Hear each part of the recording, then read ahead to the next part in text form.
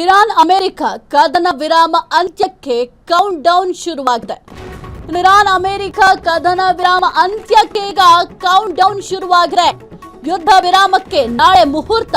ಸಂಧಾನವೋ ಅಥವಾ ಈ ಒಂದು ಕದನ ಮುಂದುವರಿಯುತ್ತೋ? ಆದ್ರೆ ಸಂಧಾನ ಮಾತುಕತೆಗೆ ಹೋಗಲ್ಲ ಅಂತಿದೆ ಇರಾನ್. ಅಮೆರಿಕದ ಬಾಲಿಶ ಅಸಮಂಜಸ ನಿಲುವಿಗೆ ಇರಾನ್ ಫುಲ್ ಗರಂ. ಒಪ್ಪಂದಕ್ಕೆ ಬರದಿದ್ರೆ ಇರಾನ್ ಸಂಪೂರ್ಣ ನಾಶ ಅಂತ ಟ್ರಂಪ್ ಹೇಳ್ತಾ ಇದ್ದಾರೆ. ಒಪ್ಪಂದ ಆಗದಿದ್ರೆ ವಿದ್ಯುತ್ ಸ್ಥಾವರ, ಸೇತುವೆ ಪುಡಿ ಪುಡಿ.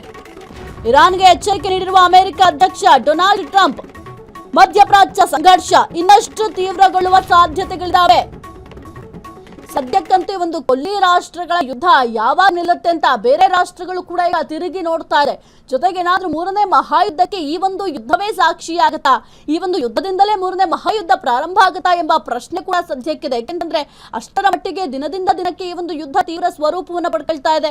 ಇನ್ನೇನು ಈ ಒಂದು ಯುದ್ಧ ವಿರಾಮ ಆಗಿದೆ, ಈ ಒಂದು ಯುದ್ಧ ನಿಂತೋಗುತ್ತೆ ಅಂತ ಕೂಡ ಹೇಳಲಾಗಿತ್ತು. ಆದ್ರೆ ಈ ಒಂದು ಯುದ್ಧ ಯಾವಾಗ ನಿಲ್ಲುತ್ತೆ ಅಂತ ಈಗ ಯೋಚನೆ ಮಾಡಬೇಕು ಅಂತ ಪರಿಸ್ಥಿತಿ ಬಂದಿದೆ. ಇನ್ನು ಇಸ್ಲಾಮಾಬಾದ್ನಲ್ಲೂ ಕೂಡ ಮಾತುಕತೆಯನ್ನು ನಡೆಸಲಾಯಿತು. ಸಂಧಾನ ಮಾಡ್ಲಿಕ್ಕೂ ಕೂಡ ಸಕಲ ರೀತಿಯಲ್ಲೂ ಕೂಡ ಸಿದ್ಧತೆಯನ್ನ ಮಾಡಲಾಯಿತು.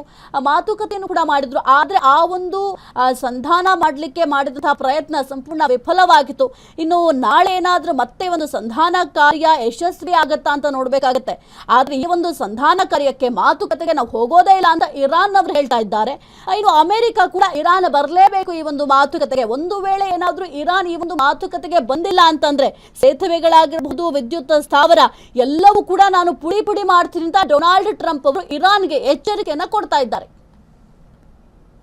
ಕ್ಷಣ ಕ್ಷಣದ ಸುದ್ದಿಗಳಿಗಾಗಿ ಫ್ರೀಡಂ ಟಿವಿ ಸಬ್ಸ್ಕ್ರೈಬ್ ಮಾಡಿ, ಲೈಕ್ ಮಾಡಿ ಹಾಗೂ ಫಾಲೋ ಮಾಡಿ.